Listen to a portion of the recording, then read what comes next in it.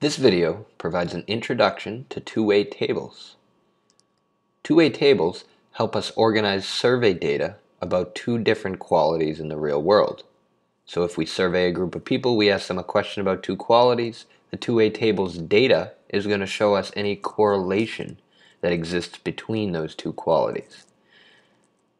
To explain this, we're going to go through an example of a real-world problem. First, in blue, we're going to build or construct a two-way table, and then over here in black we're going to answer some questions about the data shown in the two-way table after we build it.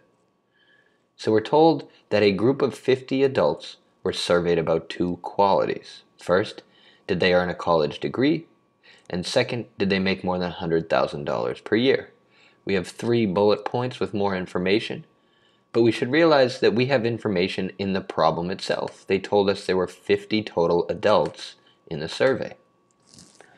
So if I look at this two-way table that's been set up but not filled in, I'm going to go put a 50 in the grand total column. We see here the columns say earns more than 100K, earns less than 100K, and this is looking for totals.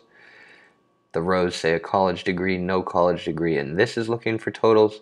This box here that lines up with the total column and the total row is referring to the grand total of all the people in the survey.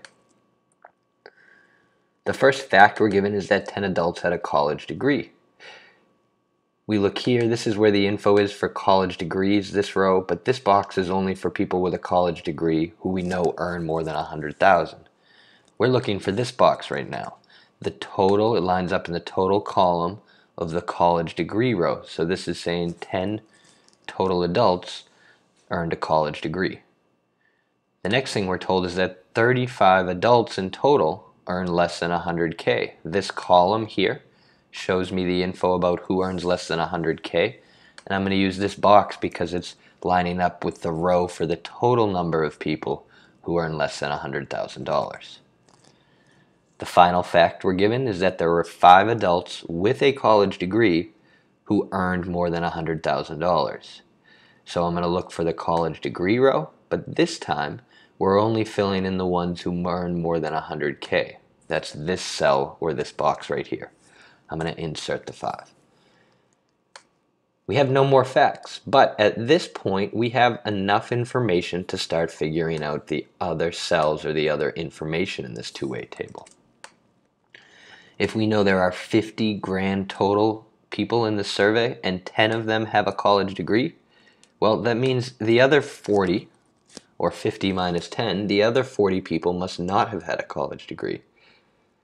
We also know if there were 35 people out of the 50 who earned less than 100K, there must be 15 people who earned more than $100,000. And if 15 total people earn more than 100,000, then we know 10 must have had no college degree and earned more than 100,000 because there were 5 who earned more than 100,000 with a college degree. They have to add up to 15. The last 2 boxes again, if there's a total of 10 people with a college degree and 5 of them earn more than 100K, that means the rest of them, the other 5, earn less. And if there were 40 people in total who did not have a college degree, 10 of them earn more than 100,000, there must be 30 who earn less than 100,000. That's how we construct a table. That can help you with the first problem. Now we're going to see after we build tables, we need to answer questions about them. For example, if we're asked, is there any correlation between a college degree and earning more than $100,000? This is the main reason we build tables, so when we interpret them, we can see if there is any correlation. The key to finding any correlation in a table is to work with relative frequencies for each of the groups you're comparing or looking at. So here we're going to find the relative frequency for those with a degree who make more than 100K, and also the relative frequency for the other group, those without a degree. Relative frequencies are really just about percentages.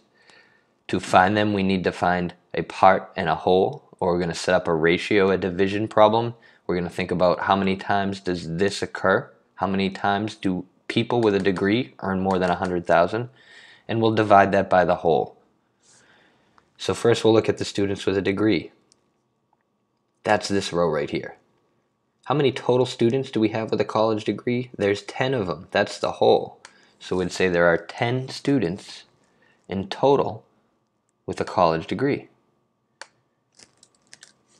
How many of those 10 students earn more than $100,000? That's this cell right here. 5 of those 10 earn more than $100,000. 5 divided by 10 equals out to 50%. So we know 50% of the students with a degree, 5 out of the 10, earn more than $100,000. For the students without a degree, now we're looking at a total group of 40 students without a degree. And out of those 40 students, we see 10 earn more than 100,000. If we do 10 divided by 40, what we end up getting with 10 divided by 40 is 25%. So we find you're more likely to be earning $100,000 if you have a degree than if you don't have a degree. This is true even though only 5 of the 15 people in the survey who earn more than $100,000 were college degree people. There's just far fewer people with a college degree in the survey, but they're much more likely to be earning $100,000, 50% of them, than the ones without a degree.